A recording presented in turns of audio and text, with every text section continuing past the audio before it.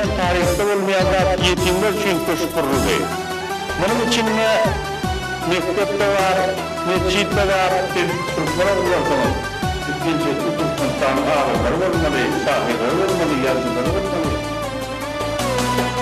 Yetimlerin başını okşayanlar bareken, yetimlerin başını okşayanlar bareken, men de yetim bir balam, geceler malada gel. Men de yetim bir balam, geceler malada gel.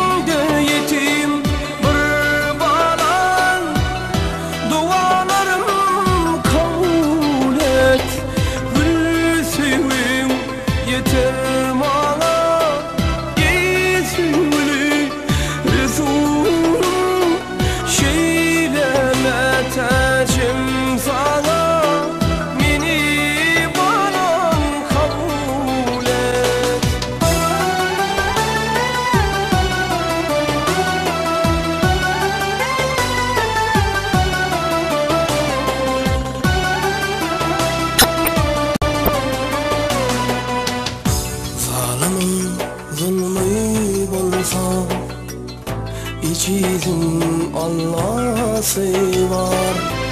Zalimin zulmü bolsa içizin Allah'sı var. Bakali Allah neyler, neylese güzel eyler. Bakali Allah neyler, neylese güzel eyler.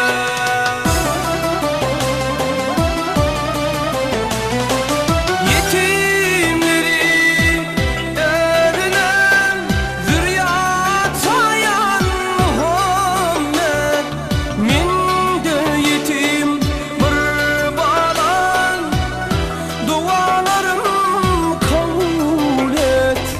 Gül sevim yeter bana, gizli Resulüm, şeyleme tacım sana, beni bana kabul et.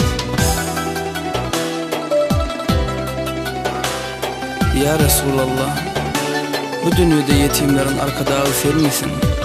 Şey deyip kakam, bugün hovluda çağlar uyuşup oyun oynadılar. Beni yine yetim deyip aralarına almadılar. Kimi sinipleri ağladım. Ya Resulallah, buyursana beni yetim deyip kemsitmesinler. Biliyorum, gelirsin, başıma uşarsın, giyecelerini üstüme örtersin. Menin ecemde kakımda sensin ya Resulallah. Benim ecemde kakımda sensin ya Resulallah. Ya Resulallah, ya Resulallah.